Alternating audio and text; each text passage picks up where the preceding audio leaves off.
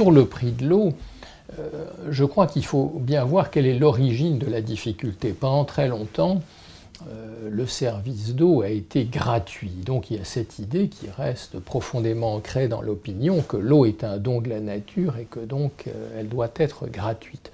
Et c'est seulement au cours des années 90 qu'au plan international, notamment à l'occasion de la conférence de Dublin en 1992, les États se sont rendus compte que l'eau était un produit qu'il fallait préserver, donc il fallait lui donner un prix et une valeur économique.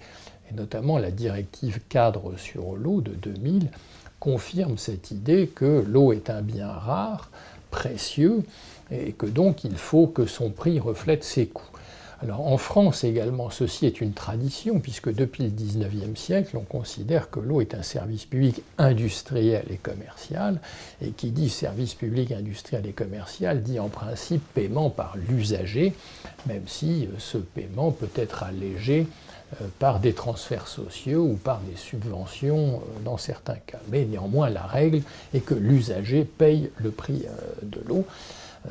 Donc c'est une culture encore assez récente au plan international, beaucoup disant l'eau devrait être gratuite. Et donc je crois que c'est aux opérateurs d'expliquer que ce service qui est rendu à l'usager a un coût et il faut mettre en avant les coûts qui sont supportés par les opérateurs. Et donc je crois qu'il y a besoin de transparence, qui est un thème qui a été très développé. Informons les citoyens et les consommateurs sur le niveau du prix de l'eau. Alors néanmoins, nous observons que le débat qui s'est focalisé sur l'eau est un débat qui mériterait d'être déplacé également vers d'autres services publics, car l'eau ne représente que 0,8% du budget des ménages. En gros, c'est 1 euro par jour. Il y a bien d'autres services beaucoup plus coûteux, comme l'électricité, le gaz, les télécommunications.